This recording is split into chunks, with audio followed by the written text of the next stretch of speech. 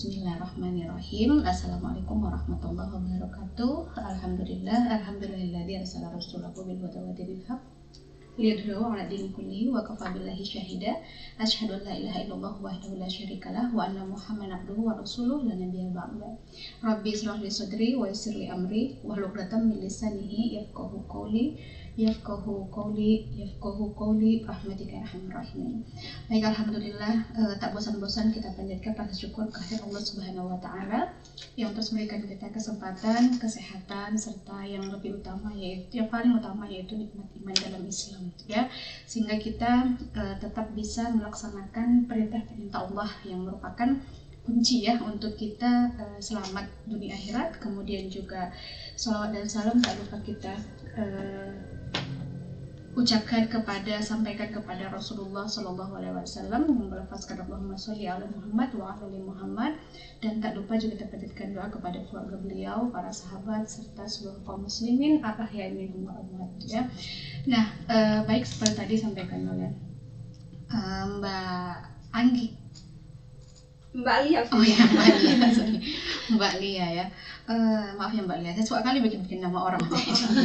Nah, jadi siang hari ini untuk tema obsesi terkait dengan bagaimana membentuk kepribadian Islam ya, atau kalau bahasa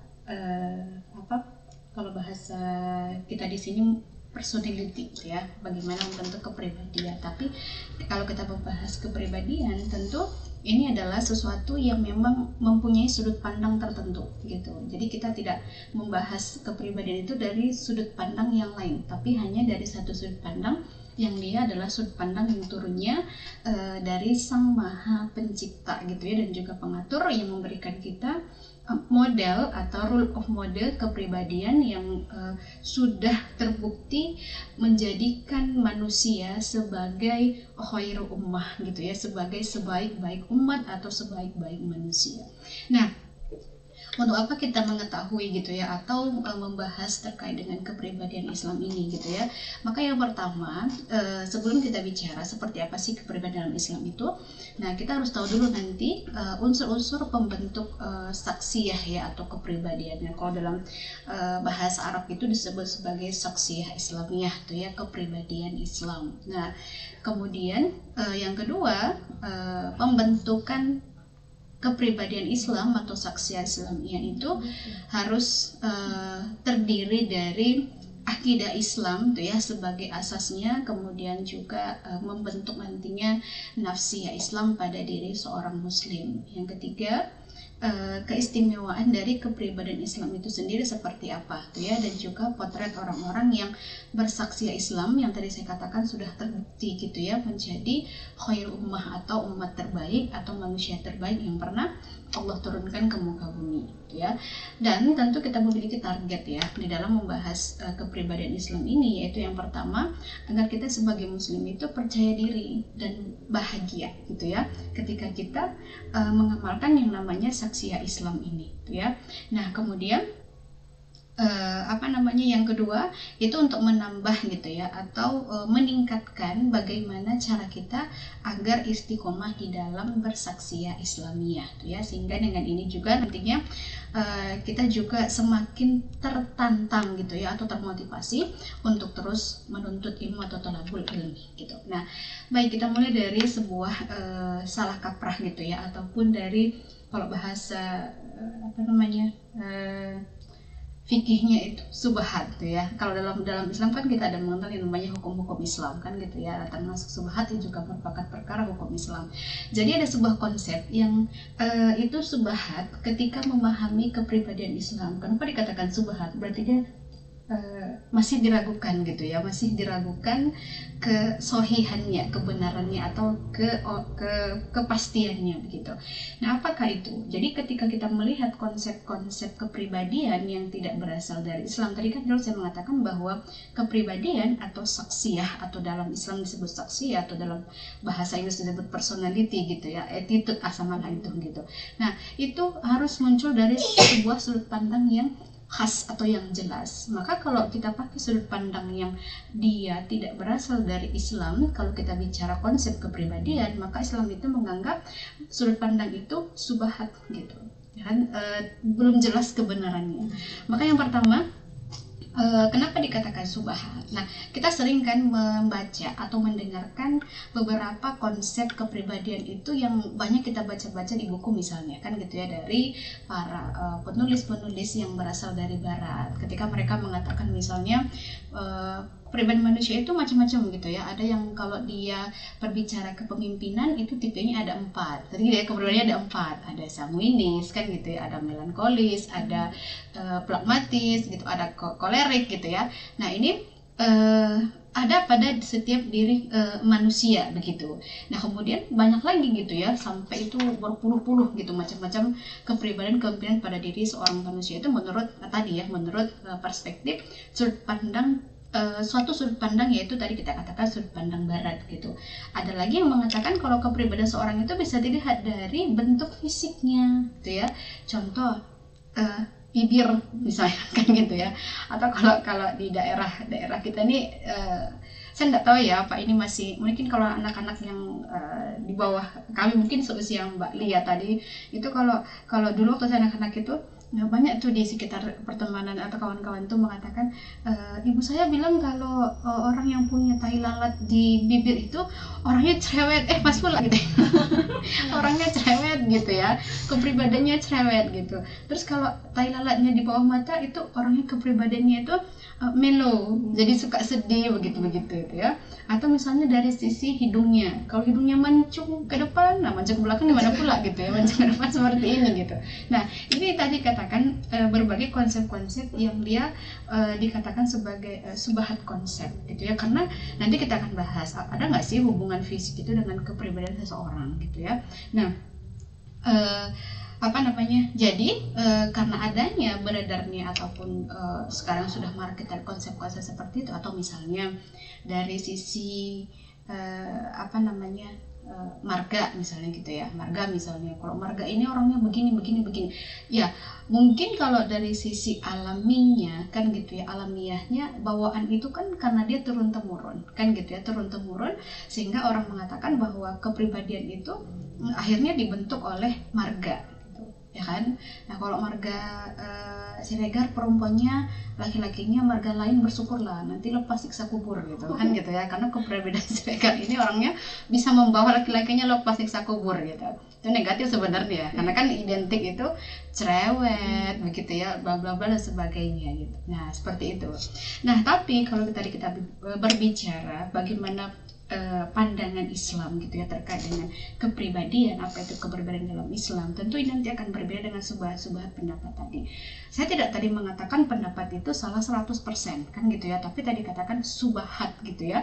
Nah, karena sekarang memang kelihatan karena subhat tadi, maka kan realitasnya atau kebenarannya itu tidak bisa dibuktikan 100%.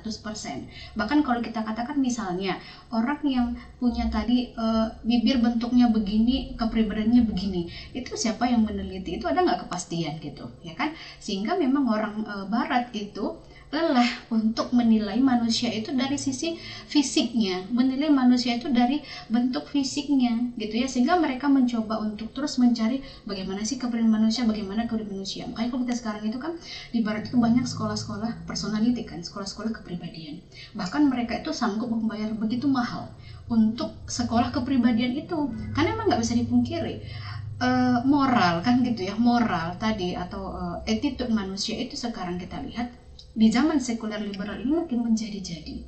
Seliberal-liberalnya orang barat, kalau dia berpikir, dia pasti merasakan lelah kan gitu ya, hidup di zaman kebebasan yang luar biasa bebas. Fitrahnya manusia itu kan pengen diatur, maka mereka mencari bagaimana konsep-konsep kepribadian yang benar, yang cocok untuk manusia gitu ya, sehingga mereka tadi saya katakan puluhan juta pun mereka sanggup mengeluarkan asalkan mereka bisa memiliki kepribadian yang mereka inginkan itu, atau dalam standar yang mereka inginkan itu layak untuk disebut sebagai orang yang memiliki kepribadian yang baik begitu, ya kan? Ya, kalau kita lihat memang terkadang kan gini, kalau kita ketemu misalnya sama orang-orang bule, kita selalu menilai gitu ya bahwa mereka itu orang-orang yang punya attitude bagus gitu ya, atau punya respon yang luar biasa. Sebaliknya orang barat itu juga menilai kita, orang di daerah Asia, khususnya Asia Tenggara, khususnya di Indonesia ini adalah orang-orang yang terkenal dengan keramah tamahannya kan gitu ya, karena penduduk Indonesia itu di kancah internasional terkenal dengan keramah tamahannya gitu ya, saking ramahnya dia papain pun tetap senyum gitu ya, saking ramahnya gitu. Nah maka kalau kita kembalikan kepada Islam gitu ya, bagaimana konsep Islam dalam kepribadian, kita melihat bahwa sesungguhnya Allah Subhanahu wa Ta'ala itu kan jelas dalam Al-Quran itu hanya melihat pada kondisi gitu ya, kondisi dari keimanan kita dan juga amal kita. Nah, maka dari salah satu hadis yang disampaikan dari Abu Hurairah radhiyallahu anhu, ia berkata, Nabi Shallallahu alaihi wasallam telah bersabda, sesungguhnya Allah tidak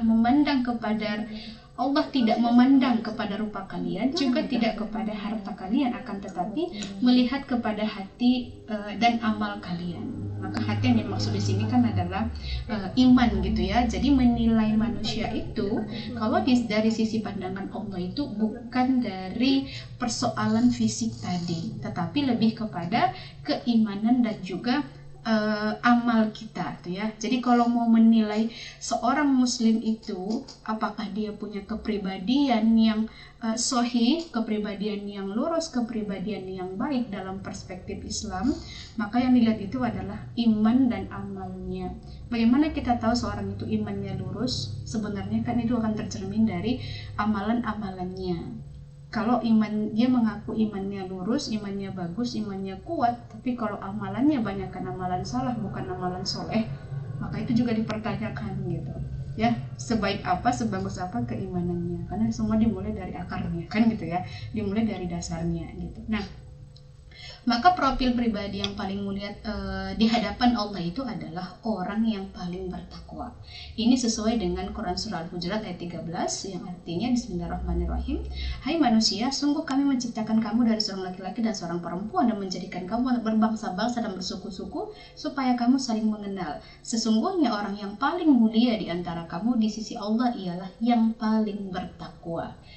Sesungguhnya Allah maha mengetahui lagi maha mengenal.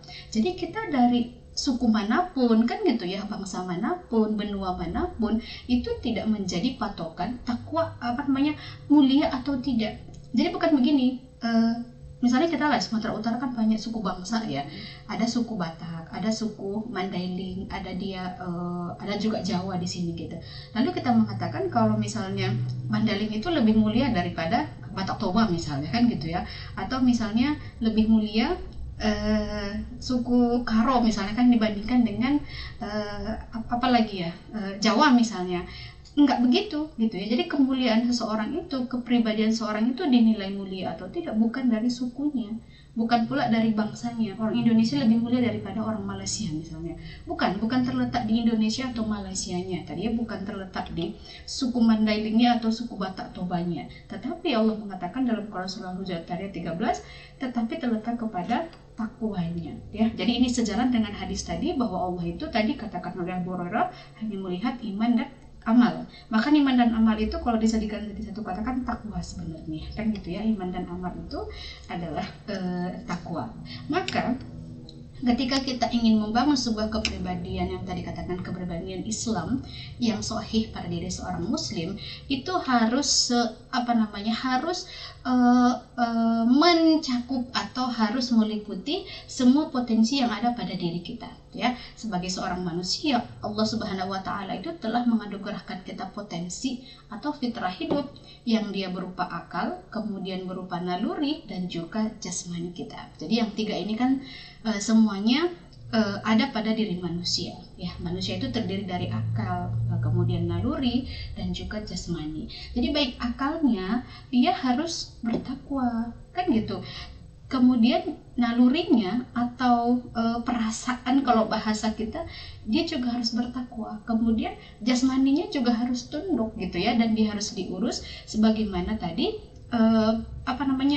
takwa yang ia miliki. Tentu tadi kalau akal, kemudian naluri dan jasmaninya itu tunduknya kepada selain Islam, maka nanti akan muncul tadi bukan kepribadian Islam. Jadi kan kita bahas saksiyah Islamiyah gitu ya, kepribadian Islam.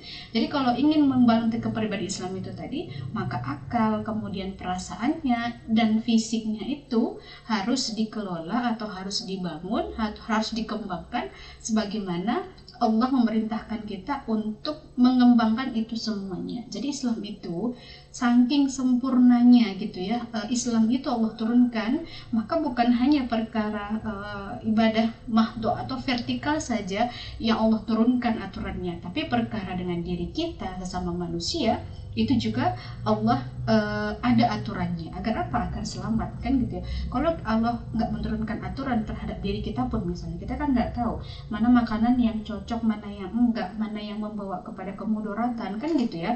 Kemudian juga naluri kita, mana yang merusak keturunan, mana yang tidak. Kalau tidak ada aturannya ya serampangan, kan gitu ya. Samalah kita dengan hewan. Kalau misalnya Allah tidak mensyariatkan pernikahan misalnya, lalu bagaimana kita mengetahui keturunan? Ya kan? Nah, kalau Allah tidak mensyariatkan kalau Allah tidak mensyariatkan misalnya keharaman khamar, lalu bagaimana kita mengalami ketentraman? Kan gitu ya. Kita perhatikan kalau misalnya khamar merajalela di sebuah daerah misalnya, kan tidak ada ketenangan di sana. Jika di barat misalnya kan khamar mah bebas aja gitu. Jadi makanya orang ketika lewat jam malam lah misalnya gitu kan nggak ada yang berani gitu. Karena orang mabuk gitu namanya orang hilang akal. Orang hilang akal itu yang lewat manusia bisa dilihat ayam gitu, ya kan? Sehingga ya dalam Islam juga orang yang hilang akalnya juga ketika dia melakukan sesuatu kan itu sulit untuk dihukumi gitu ya. Kenapa? Karena lagi hilang akalnya. Maka yang dihukum itu nanti adalah ketika dia mengkonsumsi barang yang menghilangkan akalnya. Kan gitu, itu akan jadi hukum. Maka dalam Islam juga berat itu hukuman bagi orang yang minum khamar, kan dicambuk seperti itu sampai dia jerat untuk meminum khamar itu. Tapi kalau sekarang ya apalagi kita mau Ramadan ya, biasanya bapak-bapak polisi sudah razia nih kan gitu ya, khamar gitu agar tidak beredar di bulan Ramadan. Karena ironis kalau menjelang bulan Ramadan bahkan terkadang di situ peredaran miras itu bahkan merajalela gitu ya. Nah itu dia. Jadi itu dia, maka akal kita tadi, naluri dan kebutuhan jasmani kita itu harus dipenuhi atau harus dikembangkan itu sesuai dengan apa yang Allah perintahkan gitu ya, agar tidak salah gitu. Maka seorang muslim kan gitu ya, dia ibaratnya itu seperti pohon. Kalau kita tadi bahas untuk membangun kepribadian Islam, maka dia mulai dari akar sampai ke buahnya itu atau ke bunganya itu, maka seluruhnya itu harus memiliki satu kesatuan aturan yang sama gitu. Nggak boleh begini, misalnya gini, akar pohon itu, ya kan, pohon itu kan kalau kita siram terus pakai pupuk itu kan kita sudah semuanya di situ kan gitu ya, nyiramin gitu kan. Nggak gini, oh ini untuk akar siram ke akarnya, oh ini untuk pohon siramkan ke pohonnya, ini untuk daun siramkan ke daunnya, kan nggak gitu kita ya kan. Nah maka membangun kepribadian Islam pun seperti itu juga. Jadi dari akarnya itu adalah Islam, maka semua itu harus pakai Islam kan. Begini, akidahnya Islam ya kan, tauhidnya Islam, perbuatannya entah kemana-mana kan gitu ya. Kemudian ekonominya entah kemana-mana kan gitu, politiknya entah kemana-mana. Maka bayangkan kalau misalnya ada tumbuhan seperti itu tadi, akarnya disiram dengan apa, batangnya disiram dengan zat apa, daunnya disiram dengan zat apa, bisa kita pastikan tuh Mbak Lia ya kan. Mungkin pohonnya 2 hari berikutnya itu akan meleleh kan gitu ya, daunnya akan busuk, nah kan gitu ya, tinggal akar-akarnya gitu. Nah jadi syukur masih akarnya ada tinggal, masih bisa tumbuh kan tumbuhan baru gitu. Tapi kalau misalnya akarnya pun akan hancur juga akibat ada zat yang masuk melalui batang turun ke akar itu, ini kan berbahaya, merusak akar itu sehingga tidak kuat. Nah manusia pun begitu, ketika akidahnya itu dirusak kan gitu ya dengan model-model yang tidak berasal dari Islam, dari perbuatannya, dari aktivitasnya yang lain, ini yang akan mempengaruhi akidah kita gitu. Contoh misalnya kalau kita perhatikan misalnya nih, orang yang sekarang marak-maraknya misalnya pergaulan bebas lah kita katakan gitu ya.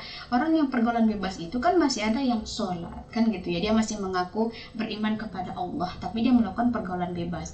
Nah itu kan lama-lama akan berimbas kepada akidahnya. Nanti kalau misalnya diajak berzina dan sebagainya, ya imannya akan dulu ya, kalau belum lagi nanti kalau misalnya mereka melakukan perbuatan zina itu dengan pasangan yang berlainan akidah misalnya, ini kan bisa menjadi sesuatu yang fatal kan gitu ya. Itu tadi mempengaruhi akidahnya. Maka tadi untuk membangun kepribadian Islam itu dari akarnya itu harus kuat dengan Islam. Kemudian kemudian perbuatan kita juga harus standarnya adalah hukum Islam, dan pola pikir kita juga harus berstandar kepada Islam. Jadi kalau seperti inilah yang kita bangun, maka nanti insya Allah kan gitu ya, kita akan terbentuk dalam diri kita itu sosok pribadi Muslim yang taat ataupun bertakwa kepada Allah Subhanahu wa Ta'ala. Nah, kemudian nanti kita akan lihat ya selanjutnya Mbak, bagaimana profil Muslim yang berkepribadian Islam yang pernah hidup dan berhasil sepanjang masa seperti itu.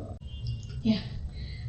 Baik, kita lanjut ya. Tadi sudah kita bahas bagaimana cara membangun tadi ya kepribadian Islam pada diri seorang Muslim, yaitu pribadi yang bertakwa itu harus totalitas intinya gitu ya, mulai dari akalnya, kemudian dari perasaannya sampai kepada perbuatannya gitu.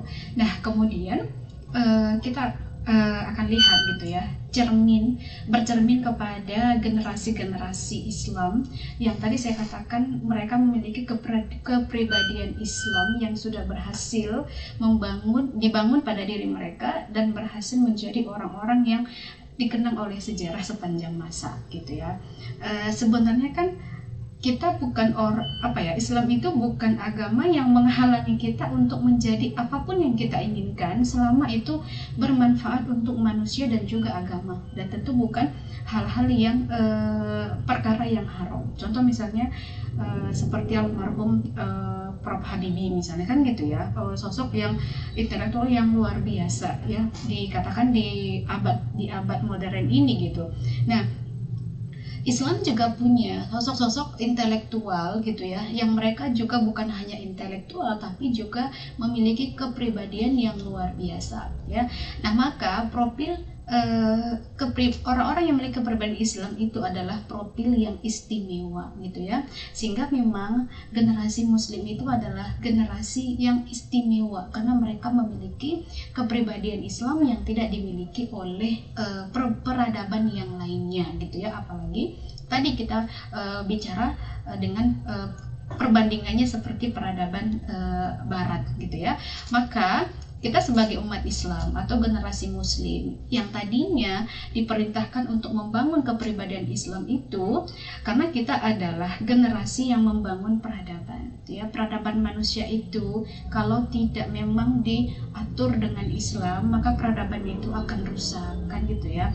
Gak usah jauh-jauh kita misalnya ke zaman kegelapan Eropa, ke zaman sekarang aja kita lihat betapa rusaknya generasi kita karena jauh dari Islam gitu ya.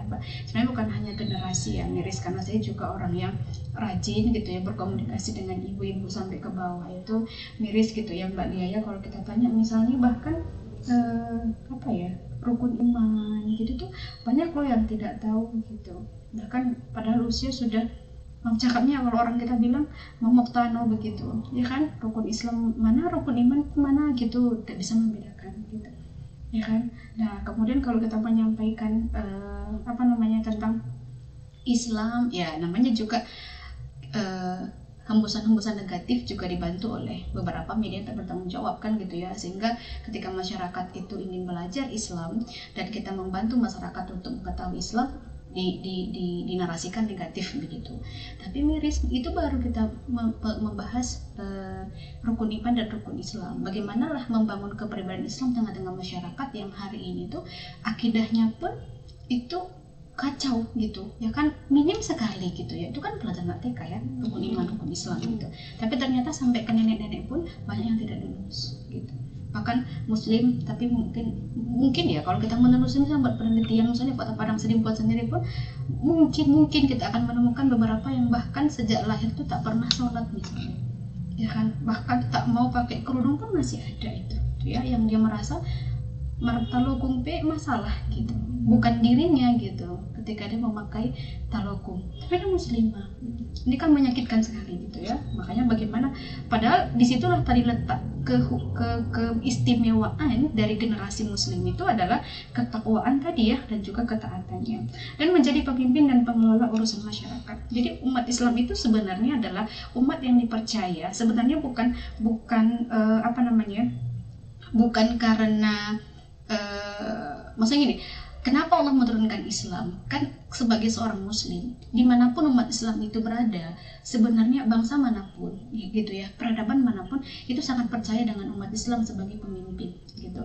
Sekarang saja di Eropa itu banyak pemimpin muslim ya, yang mereka jadi wali kota kan gitu ya, anggota senat di beberapa parlemen gitu, karena mereka percaya dengan umat Islam gitu. Nah, apalagi kita di negeri muslim yang mayoritas di Indonesia, yang sampai sekarang yang pemimpin kita kan masih juga muslim ya, Pak Presidennya masih muslim gitu.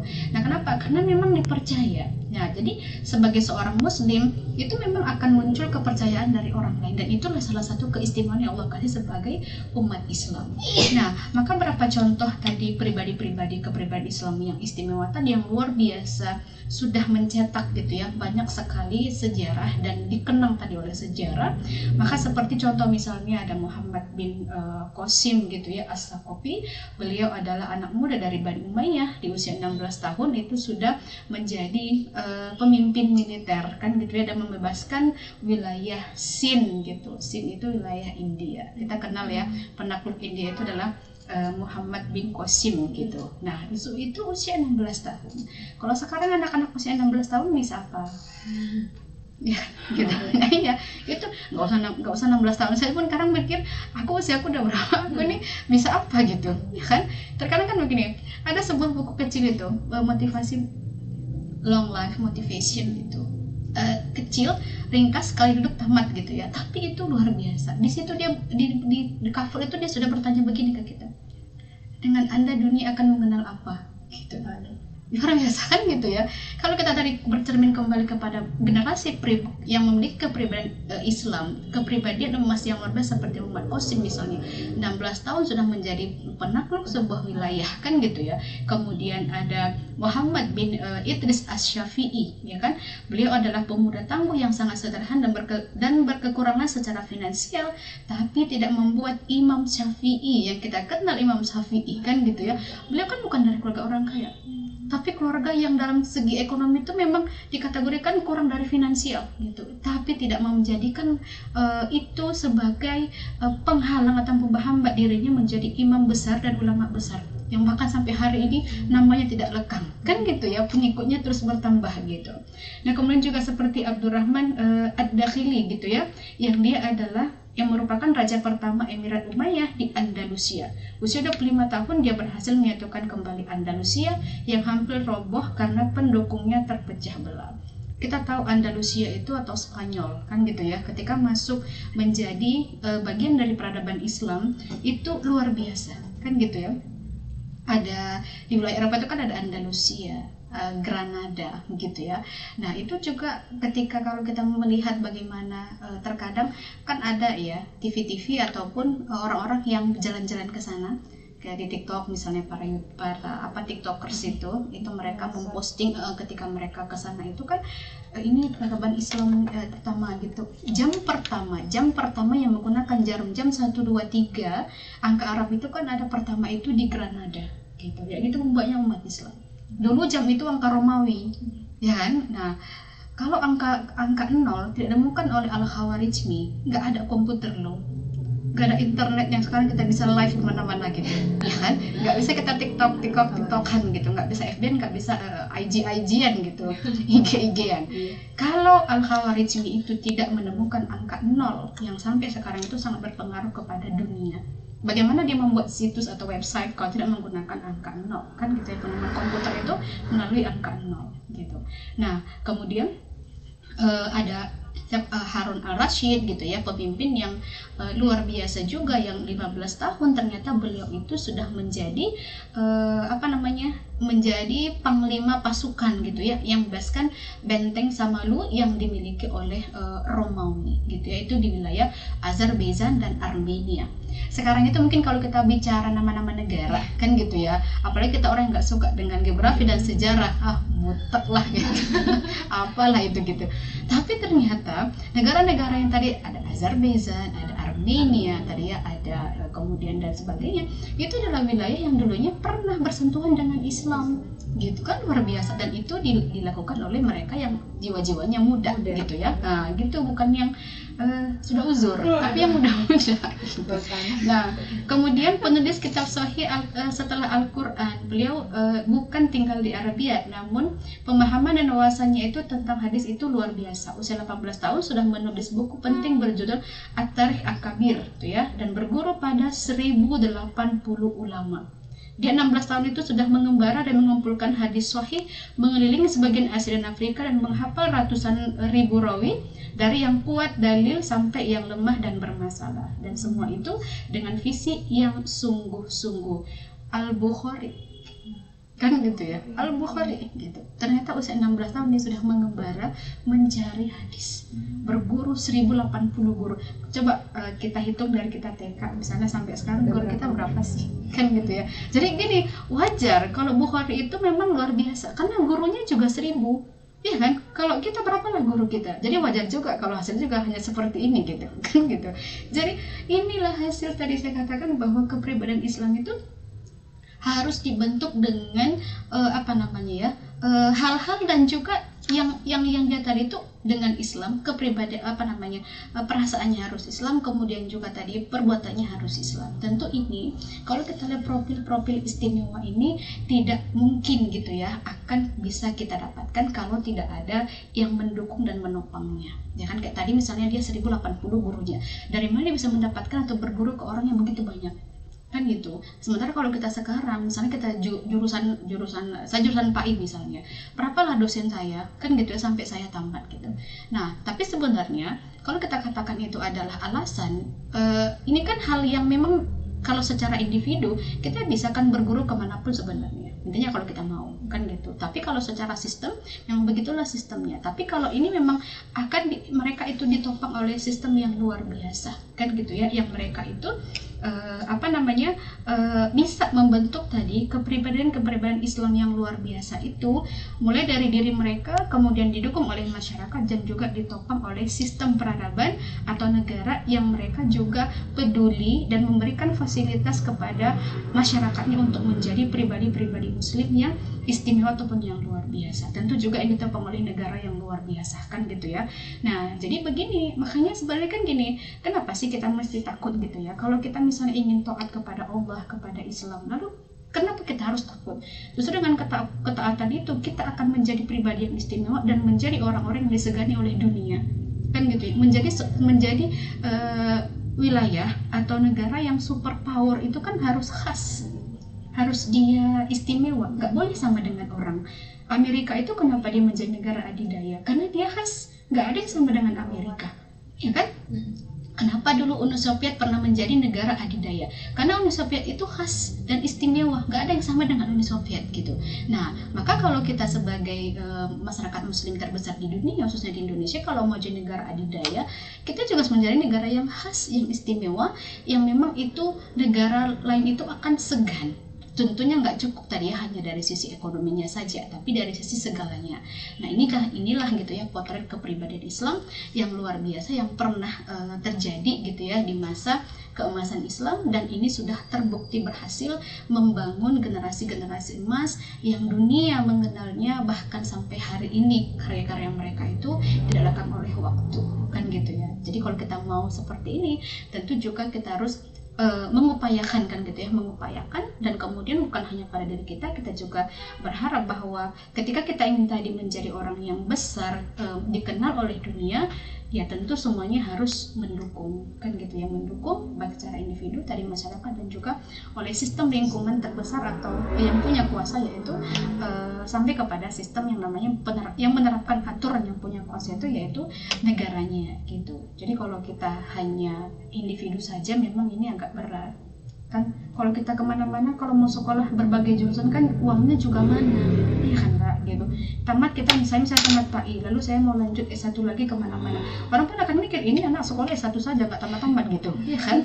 Tapi kalau dalam Islam itu nggak ada masalah kan gitu, dalam sebagai Islam itu nggak ada masalah, mau kita jurusan apapun, tamat dari sini, mau belajar di sini, belajar sini, itulah yang menghasilkan mereka itu akhirnya satu ilmuwan itu bisa memiliki banyak ilmu. Walaupun mereka ahli dalam satu bidang, tapi mereka juga menguasai bidang yang lain. Contoh kayak Ibnu Sina, dia adalah pakar kedokteran dunia pertama kan gitu ya, yang terkenal bahkan sampai ke Eropa.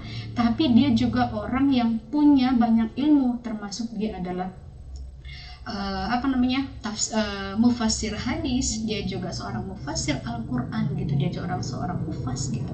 Banyak ilmu yang dia kuasai, walaupun tadi dia kalau kita bicara ekspornya itu satu gitu ya, ekspornya satu gitu. Nah itulah bedanya gitu ya, kalau kita lihat hari ini ketiadaan Islam atau tidak terapkannya Islam secara totalitas yang dia mendukung, maka tidak akan melahirkan kepribadian Muslim yang seperti di masa lalu itu pernah berjaya, dan bahkan sampai hari ini karya-karya mereka itu masih kita temukan dan juga kita bahkan masih kita ikuti, kayak Imam Syafi'i ya, buku-buku hadis Bukhari sampai sekarang masih kita pakai. Nah ya, oleh karena itu maka pertanyaannya adalah lalu kita di mana kan gitu ya, gitu di mana dan bagaimana cara kita agar bisa seperti mereka. Nah mungkin itu saja Mbak untuk topik kita pada siang hari ini terkait dengan membangun kepribadian Islam. Oke, itu dia tema ataupun materi kita di hari ini. Semoga menambah wawasan untuk kita semua ya. Dan mohon maaf apabila ada salah kata dari kita berdua. Dan akhir kata dari kita, wassalamualaikum warahmatullahi wabarakatuh.